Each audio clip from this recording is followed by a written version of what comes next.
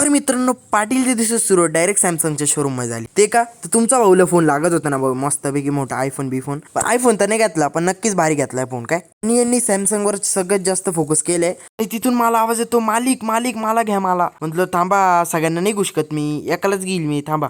आपला मोबाईल पहा, motor head 60 stylus घेतला नाही का आपण. म्हणजे सॅमसंगचे ओनर आहे ते सांगत होते की सॅमसंग S25 अल्ट्रा नंतर हाच मोबाईल डिझाईन केला आहे. आणि मोटोरोलानी इंडियातल्या आपल्या 7th नंबरवर मोटोरोला आणलेला आहे. जसा आयफोन सॅमसंग अल्ट्रा आहे ना तसाच. आणि मोबाईल ओपनच केला की डायरेक्ट माझी खुशी डायरेक्ट ढगात. ते का तर मोबाईलला हात लावून असा स्मूथनेस आला होता, लेदर आहे त्याला मस्त.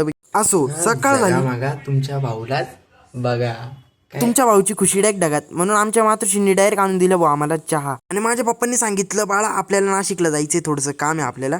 म्हटलं ठीक आहे पप्पा, एवढा मोबाईल दिलोय मी, येऊ शकतोय नाशिकला, काय टेन्शन नाही. घरात आमच्या मोबाईलची खुशी एवढी झाली की डायरेक्ट पंचपक्वान्न बनवले गेले आमच्या घरात. आणि लोक असतात प्रेमाचे पुजारी, आणि तुमचा पाटील आहे पोटाचा पुजारी. कारण की पोट आहे तर नोट आहे. आणि याच व्लॉगचा पार्ट 2 पाहायचा असेल तर डिसलाईकला सबस्क्राईब करा आणि फॉलो करायला विसरू नका. त्याला भेटूया पुढच्या व्लॉगमध्ये. तोपर्यंत जय महाराष्ट्र.